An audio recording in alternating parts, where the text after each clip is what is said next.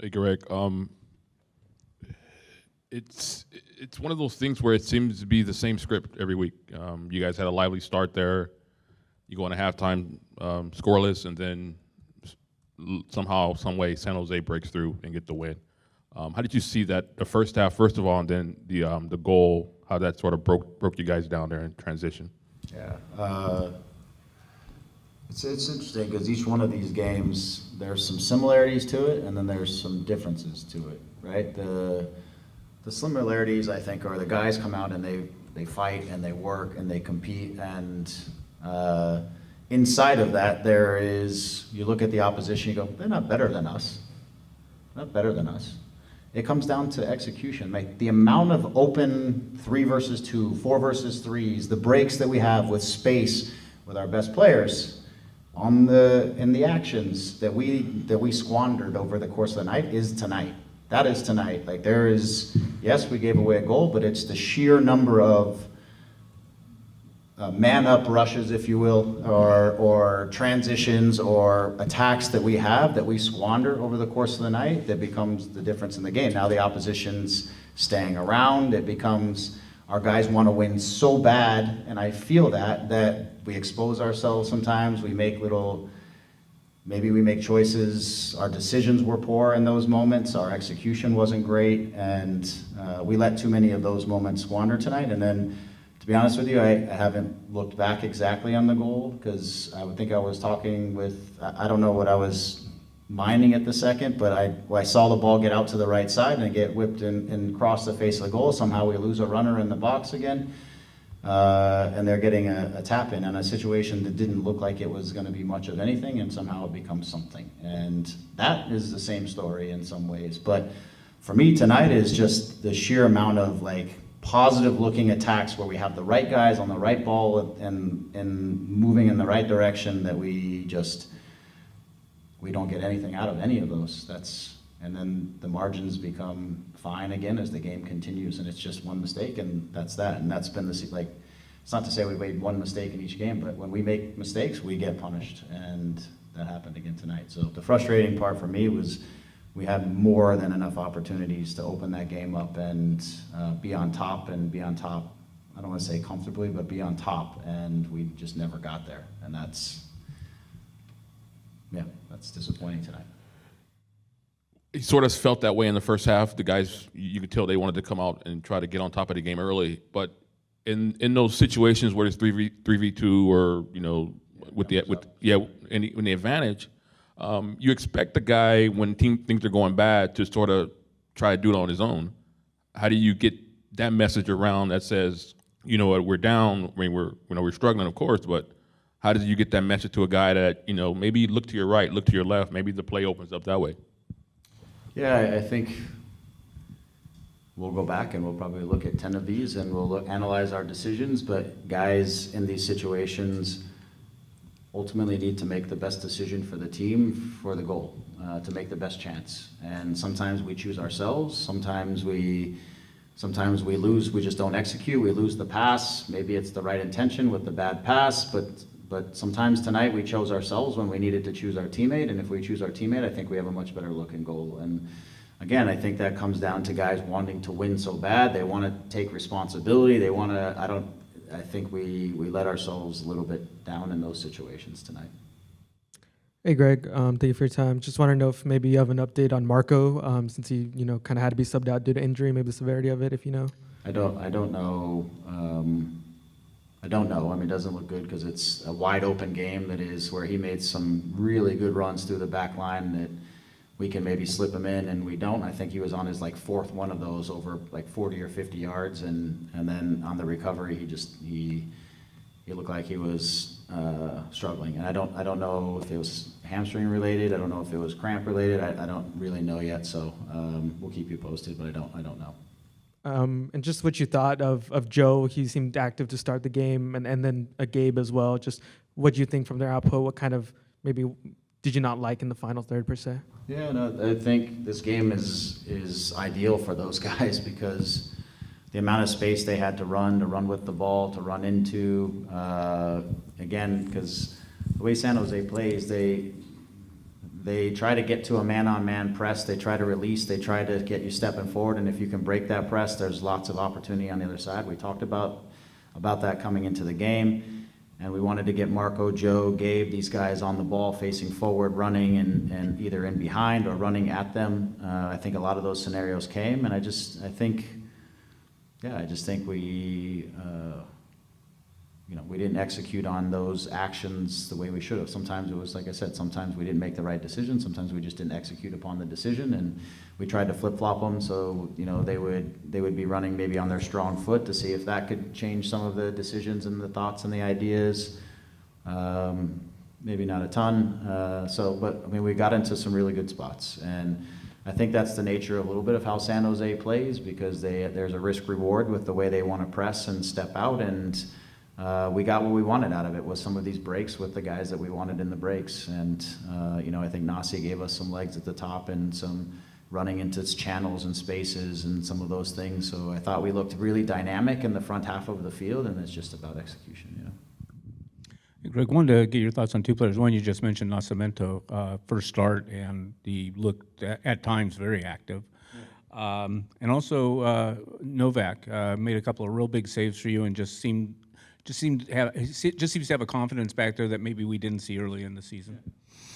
I think first with Nasi, he's been trying to settle in, and we've been trying to identify with him as he's settling in, like what are those ways that he's going to create opportunities, but score goals, get on the end of things. And the thing I like about him, that I've gotten to know about him, is it's not when he's hanging around in midfield and coming off, but it's when he's active and he keeps moving, and he's testing channels and he's testing depth and he's busy. And so that's the thing we've been kind of trying to adapt his game with, because I think he's so used to kind of coming off playing like a false nine and sitting between the lines, and that's not something we need. We need him to be direct. And tonight was, because the way the game I thought was going to shape up, and if we broke those initial lines of pressure, there was going to be space to run. I wanted a more athletic forward. I wanted somebody who could compete if we had to put balls in the air. Didn't have to win them, but if he could make them, knock them down into areas that we could pick them up and run with them, then that was going to be good. So I wanted his activity level, his capacity again to threaten space, and I thought he did a nice job with those things. It's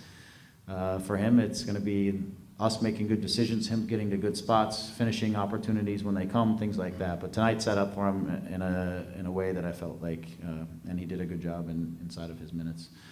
Yeah, with Novak, I think he looks settled. He looks more settled. Maybe coming into the season, the expectation of being the number one. Some of the tough moments that he had earlier, maybe once you go through that and it kind of punches you in the mouth, I think he's settled down, and I think we're starting to see kind of the goalkeeper that we think can be a goalkeeper for us for a while. And again, his decisions, his capacity to hit the ball deep and to do some things, to build, to pause the game at the right times, to play a nice entry pass. There's things there that I liked about his game tonight. He makes obviously a couple good saves. In a couple moments. So all positive stuff from him. I lost count at some point, but you probably had somewhere around 10 corner kicks. I'm not sure you guys were dangerous on any of them. What can you do? Yeah, for me, it's a catch-22, because it's the opportunity sometimes to play short. These teams that they have three big center backs that are pretty good in the air. They've got, a striker. It wasn't that big in the beginning, but Kekanovic is a big guy. They're just big in the box, and we're not a super aggressive team in the air. That's one of our problems on the defensive side, set pieces too. We're not great in the air, and so it comes down to how we manufacture chances a lot of times off of some of the set pieces through, whether it's playing short, getting them moving a little bit more, and then trying to hit people in. So I just felt like we didn't connect on our longer ones, which is really going to be Zonka or Maya. They know that too. We know that. Everybody knows that. So we didn't connect on those guys on the longer ones, and I felt like the shorter ones they weren't sharp enough for us to play off of them when we were able to get them in motion. So something that we have to look at. But tonight was not our most effective night. And I think in previous games we've been pretty dangerous without necessarily always getting goals, but getting the first touch, getting some looks, things like that have been better. Tonight we were not that sharp. Hey, Coach, over here. Considering the team's performance this season, conceding last-minute goals, making minor mistakes that cost the team, do you feel like luck has also been playing a factor in the team's performance? Lack of, I'm sorry. Like being unlucky?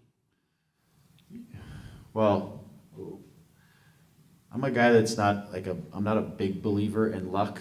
I'm a believer in you do the work, you kind of create those situations for yourself. It's execution, you put yourself in positions to get beneficial moments, if you will, things like that. So I'm not a big believer in luck. What I would say though is we're not getting many bounces. We're not getting many things to fall our way. We're not getting like some of these things that might be a little more 50-50 or things that we just need something to deflect off somebody in the goal. And just something, like we're not getting those types of things. Like everything for us is a battle and a war. But I just subscribe to the things that you can control as much as possible, which is our performances, our efforts, our execution ideally, and the things that we can get better on the training field and things that we can do better. And you hope inside of being more proactive and being the aggressors in certain situations that you get things to go your way, you know. That wasn't tonight, and it hasn't been much of the season. Yeah, we haven't got many things to kind of go our way. I don't know if we want to call that luck or not. But. Okay, and last question for me. After the game today, you walked towards the second supporter section, and they're shouting, "We're with you." What does that mean to you as a coach in these times of in this period of the season?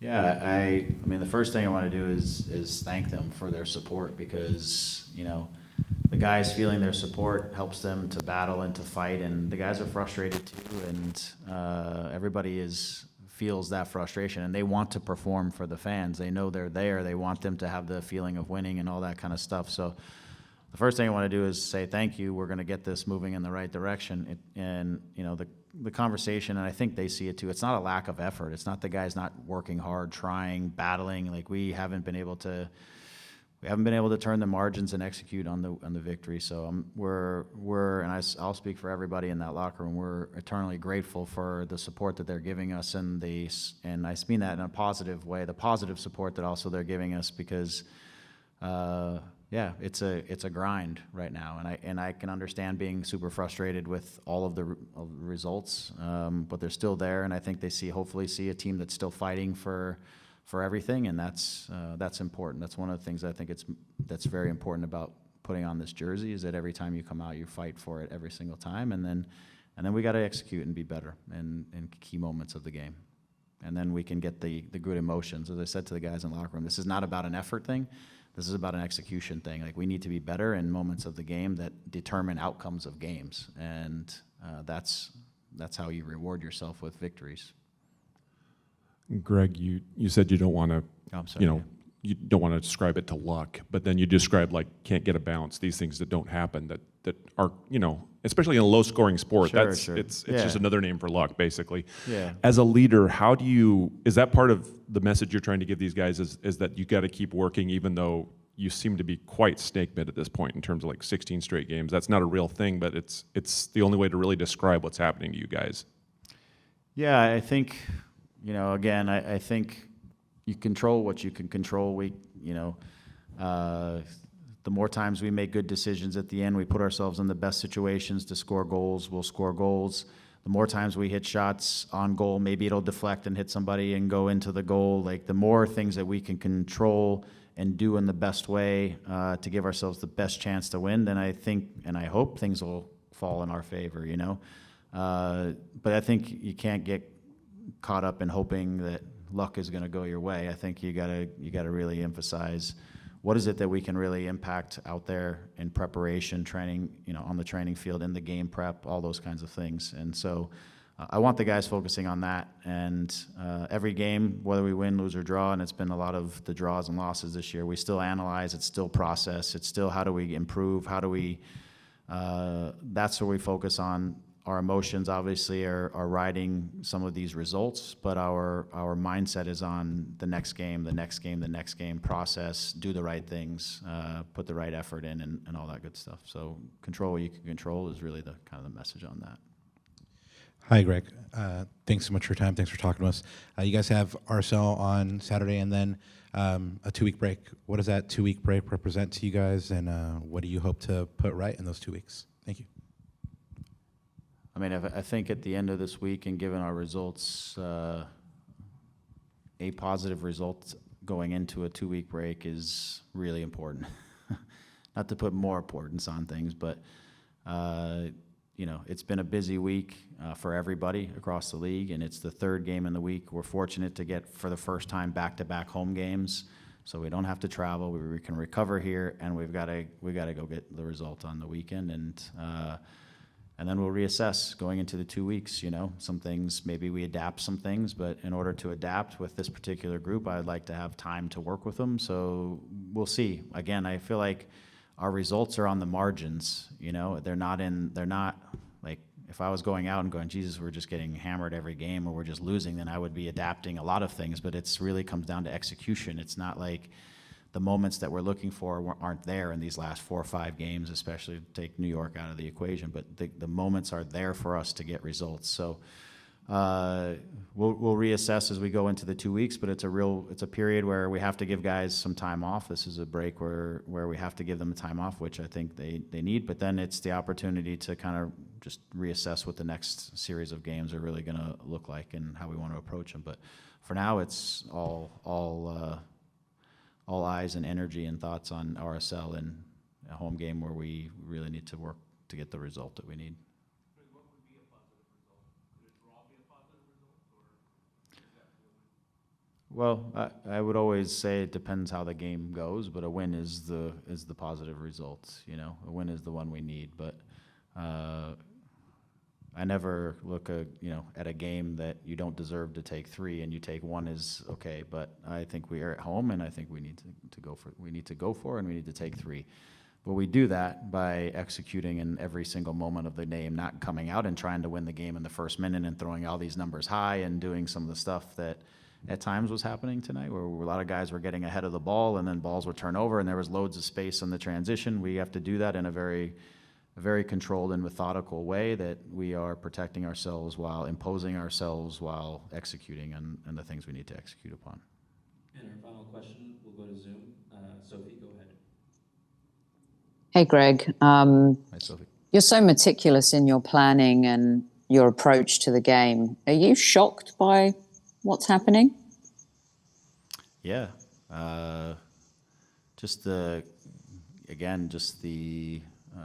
It's the results. It's the inability to, what I think are sometimes turning solid performances into points, you know, and our ways to not find success on some of our attacking moments, and then the ways we sometimes are finding to give up goals is, it's tough and tough to swallow, because again, I think in these moments, I think we've been in every one of these games in some ways, minus New York. I think in many of these games, it's been tight lines that have been the difference in these games. And usually, sometimes you get tight lines to go in your favor. Sometimes you even get games that don't even really look like you should win to go in your favor. And we haven't been able to get any of them that look relatively close in our favor. That's been the one I'm trying to process as well and find the solutions for the group and to help the guys out. All right. Thank you for your time, Greg. Yeah, thanks everybody. Appreciate you.